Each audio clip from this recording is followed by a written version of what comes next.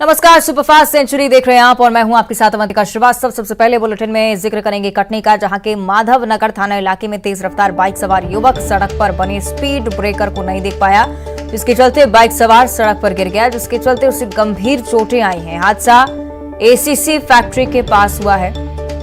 तस्वीरें देखिए किस तरह से ये बाइक सवार पूरी रफ्तार के साथ बाइक लेकर यहाँ पर पहुंचता है और स्पीड ब्रेकर नहीं देख पाया, इसी वजह से टकरा कर गिर जाता है। भीषण हादसा, कई गंभीर चोटें इस व्यक्ति को आई हैं, अस्पताल में इसका इलाज जारी।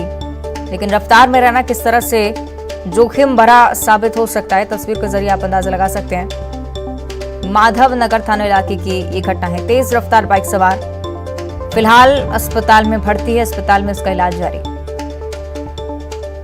तस्वीरें सबक देने वाली। रफ्तार पर काबू होना बहुत ज्यादा जरूरी। स्पीड ब्रेकर को ये व्यक्ति नहीं देख पाया था और उसी के चलते बाइक सवार सड़क पर खिसकता हुआ आगे गया और गंभीर हादसे का शिकार हुआ। एक बार फिर से कटनी में रफ्तार का कहर देखने को मिल रहा है। बाइक सवार युवक फिलहाल जिसे गंभीर चोटें आई हैं, अस्पताल में इलाज के लिए उसे भर्ती करवाया गया है। सड़क पर सुरक्षा बरतने को लेकर और सावधानी बरतने को लेकर कई बार कहा जाता है, लेकिन इसके बावजूद लोग बाज नहीं आते।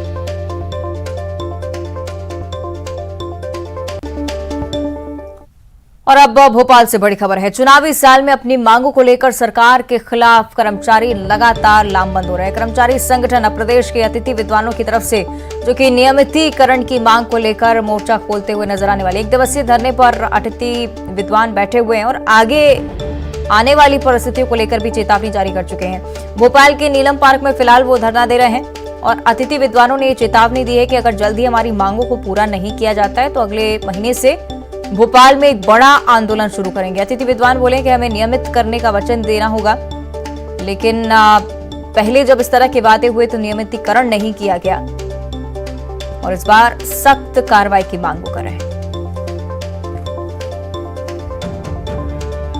आपको बताएं कि राजधानी भोपाल में फिलहाल एक दिवसीय धरना है अतिथि विद्वानों की तरफ से, लेकिन उग्र प्रदर्शन हो सकता है, उग्र आंदोलन हो सकता है, उसकी चेतावनी अगले महीने के लिए जारी हो चुकी है।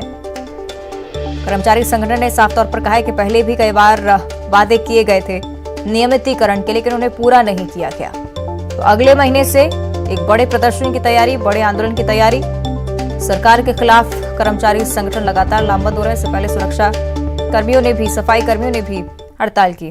ज्यादा जानकारी हम लेंगे सहयोगी वासु चौरे हमारे साथ जुड़ रहे हैं। वासु, चुनावी साल और अब लगातार जो कर्मचारी हैं इसी मोड में कि सरकार से उनकी मांगों को पूरा करा लिया जाए, क्या कुछ जानकारी फिलहाल इस आंदोलन को लेकर?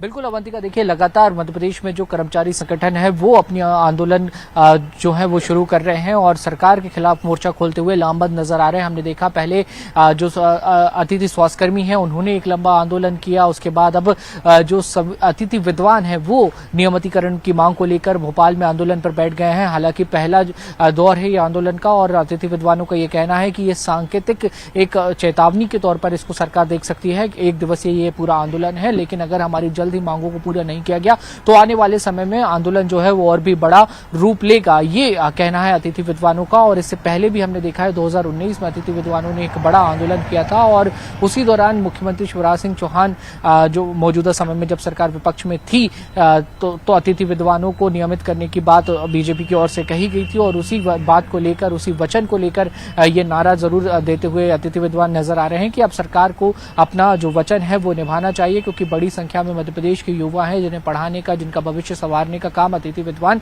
लगातार बीते कई वर्षों से कर रहे हैं, लेकिन अब तक उनकी जो मांगे हैं उनको पूरा नहीं किया गया। और अगर अतिथि विद्वानों की माने तो ये उनकी जायज मांगे हैं और इनको लेकर लगातार जो धरना प्रदर्शन है, जो आंदोलन है, वो अब आने वाले समय में और भी ज्यादा उग्र होते हुए और भी ज्यादा बड़ा रूप लेते हुए नजर आएंगे। और देखिए इस पूरे मामले को लेकर सियासत होना भी तय है। एक और जहां जो विभिन्न कर्मचारी संगठन लगातार आंदोलन कर रहे हैं, लगातार सरकार के खिलाफ मोर्चा खोल रहे हैं, तो वहीं विपक्ष भी इन आंदोलनों को हवा दे रहा है और इनकी मांगों का, जायज मांगों का समर्थन करता हुआ भी नजर आ रहा है अवंतिका। और इस तरीके के जो आंदोलन है, इस तरीके के जो धरना प्रदर्शन है, ये आने वाले समय में और भी देखने को मिलेंगे और इन पर खूब सियासत भी गरमाएगी। बहरहाल देखना होगा कि सरकार इन आंदोलनों से किस तरह से डील करती है। जी अवंतिका। निश्चित ही निगाहें अब सरकार के रिएक्शन पर। शुक्रिया आपका वासु इस पूरी जानकारी के लिए।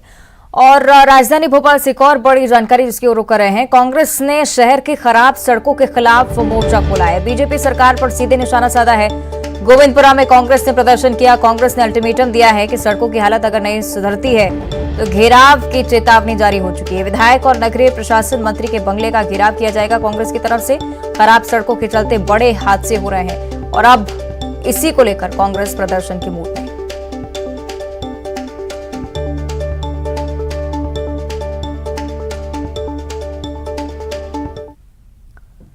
और अब रायगढ़ से बड़ी खबर है। मकान में अधजली लाश पाई गई है। जूट मिल थाना इलाके की घटनाएं। 2 भाइयों के साथ किराए के मकान में युवक रह रहा था। घटना के बाद से ही दोनों भाई फरार हो चुके हैं। मामले की जांच में पुलिस जुटी हुई।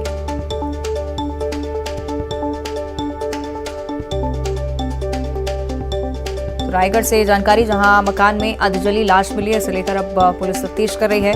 बताया जा रहा है कि घटना को अंजाम देने के बाद से ही दोनों भाई फरार हो चुके हैं। किराए के मकान में युवक रह रहा था और उसी की लाश यहां पर पाई गई है।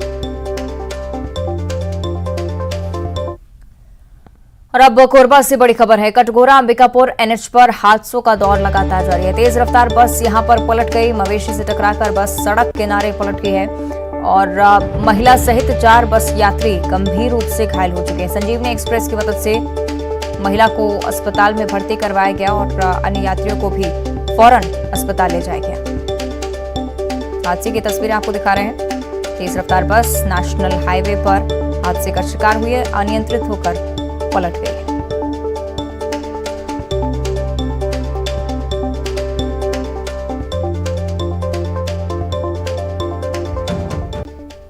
और अब रुक करेंगे सुपरफास्ट सेंचुरी का।